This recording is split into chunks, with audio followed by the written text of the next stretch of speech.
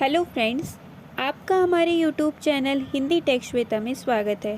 Friends, इस channel पर हम इग्नू एमएसटी के सभी इम्पोर्टेंट क्वेश्चंस देखेंगे। आज के वीडियो में हम कबीर के दर्शन का 100 उदाहरण विवेचन देखेंगे।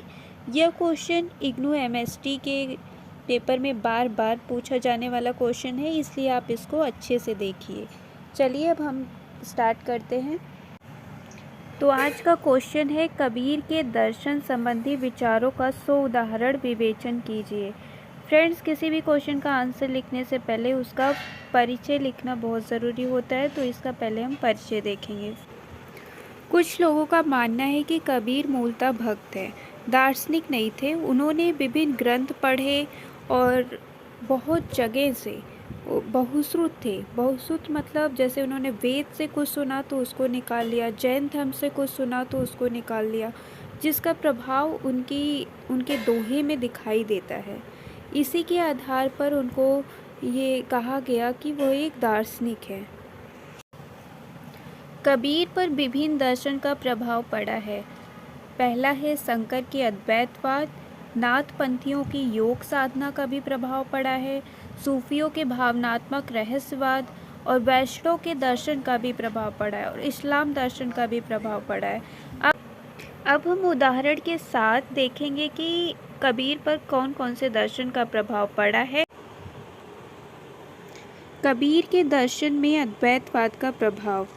ब्रह्मा के संदर्भ में कबीर की दृष्टि मूलतः अद्वैतवादी है, जिसके अनुसार ब्रह्मा एक है और वही सत्य है। शंकर के अद्वैतवाद की तरह कबीर ने जगत को मिथ्या माना है और अज्ञानतावश हम इस शरीर को, संसार को सत्य मानने लग जाते हैं। ज्ञान हो जाने पर आत्मा और ब्रह्मा में अंतर नहीं पाया जाता। अद्वैतवाद से प्रभावित कबीर जी आत्मा के विषय में कहते हैं, ये दोनों ऐसे ही हैं जैसे समुद्र में रखे घड़े में भरा जल कुंभ के फूट जाने पर समुद्र में समा जाता है। दोनों जल में भेद नहीं किया जा सकता। कबीर के दोहे में भी यह अद्वैतवाद देखने को मिलता है। पर लिखते हैं, जल में कुंभ, कुंभ में जल, बाहर भीतर पानी, फूटा कुंभ जल ही समाना, यह कह गए ज्ञानी। सांख्य का प्रभाव भी कबीर दर्शन पर दिखाई देता है। सांख्य में प्रकृति के 3 गुण बताए गए हैं, सत्व, रजस, तमस, जो बंधन का मूल कारण माना गया है। कबीर ने भी माया को त्रिगुणात्मक बताया है और लिखा है, त्रिगुण फास लिए कर डोले, बोले मधुरी बानी।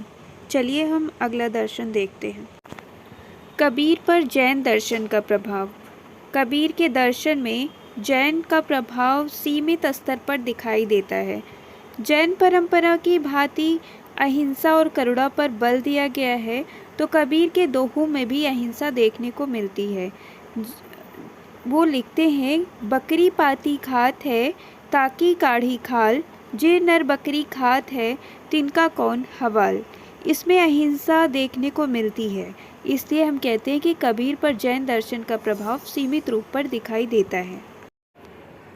कबीर पर सूफी दर्शन का प्रभाव।